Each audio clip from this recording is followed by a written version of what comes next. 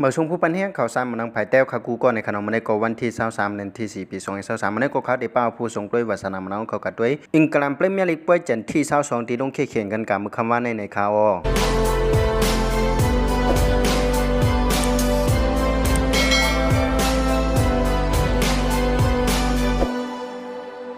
มาด้วยกันที่กูมือวันสุกันตั้งในคานอก็มีอยู่กูนึงในคานออาเซเนเลตั้งสดำตาลก็เต้ากันกับ33กูมือคำว่านั่นก็ฟูหามนั่นก็เอาเป้มันจังหนังดิอยู่ในเต็ดกับ2-1ฟลังเฟอร์เลตั้งเอสตันวิลานั่นก็เต้ากันกับ1-1เลสตาซิตี้ก็เอาเป้วัวพัมปาตานั่นกับ2-1คริสเตเปเลตั้งเอปตานั่นก็เต้ากันกับ0-0ได้ลิเวอร์พูลนั่นก็เอาเป้มันจังหนังนอตติงแฮมฟอร์เรสต์นั่นกับ3-2ในคาอมาด้วยกันที่เข้ามาแจงกันพ้องในคานอที่1โฮเทลนั่นก็เป็นอาร์เซเนลมีอยู่75หมายที่2นั่นก็เป็นแมนเชสเตอร์ซิตี้ในคานอมีอยู่70หมายอันนี้ก็เลยว่าห่างอาร์เซเนลไว้อยู่5หมายในคานอกวยกาปังขี้เขียงนั่นมาซิตี้ตึกย่อมอาร์เซเนลไว้อยู่2ป่วยในคาอที่3นั่นก็เป็นแมนเชสเตอร์ยูไนเต็ดในคานอมีอยู่50หมายและที่4นั่นก็เป็นนิวคาสเซิลยูไนเต็ดในคานอมีอยู่56หมายที่5ตอตเทนแฮมฮอตสเปอร์มีอยู่53หมายที่6เป็นเอสตันวิลล่ามีอยู่51หมายที่7เป็นลิเวอร์พูลมีอยู่50หมายและที่8นั่นเป็นไบรตันมีอยู่40หมายที่9นั่นก็เป็นฟัวมีอยู่45หมายและที่10นั่นก็เป็นแฟรงก์เฟิร์ตในคานอมีอยู่44หมายที่11เชลซีมีอยู่30หมายที่12เป็นคริสเตเปเลตมีอยู่37หมาย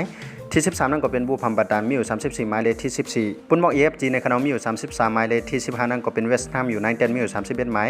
ที่16นั่นก็เป็นลีดส์ยูไนเต็ดมีอยู่29หมายที่17นั่นก็เป็นเลสเตอร์ซิตี้ในคณะมีอยู่28หมายมาตกกันในส่วนตกจัน3จุ่มนั่นพอในคณะที่18นั่นก็เป็นเอเปอร์ตันในคณะมีอยู่28หมายเลขที่19นั่นก็เป็นนอตติงแฮมฟอร์เรสต์มีอยู่27หมายเลขที่20นั่นก็เป็นเซาท์แฮมป์ตันในคณะมีอยู่24หมายในคาอมาด้วยกันที่ผู้สร้างกงพอในคณะผู้สร้างกงอันใดนำเลยสิเป็นก็เป็นเออร์ลิงฮาแลนด์ของแมนซิตี้ในคณะสร้างกาย32โกป่วยเจนที่32บุดาในคำในก็คืออยู่แทง2คู่ในคณะก็เป็นปุ่นหมอก EFC ก็ได้แยกกันทั้งเวสต์แฮมยูไนเต็ดนิวคาสเซิลยูไนเต็ดก็ได้แยกกันทั้งตอตติงแฮมฮอตสเปอร์ในคาอมาเวทด้วยอังกฤษเอฟเอคัพขั้นตอนซิมิไฟในกันพองในคณะมือคำว่าในก็มีอยู่1คู่ในคณะก็เป็นแมนเชสเตอร์ซิตี้ก็เอาไป